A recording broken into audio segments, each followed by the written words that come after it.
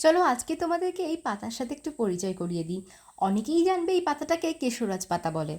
আর যারা এই পাতাটাকে চেনে তারা নিশ্চয়ই জানে এই পাতাটা চুলের জন্য কতটা উপকারী। তবে আমার কাছে এই যে শুকনো পাতাগুলো দেখছো, এটা দেখে অবাক হওয়ার কিছু নেই, এটা অনেক দূর থেকে এসছে। কারণ এটা পাঠিয়েছে একটা দাদু বাড়ি থেকে। আমাদের বাড়িতে এই গাছগুলো ছিল না, তাই দাদু ওই গাছ ও পাতাগুলোকে নিয়ে এসেছিল।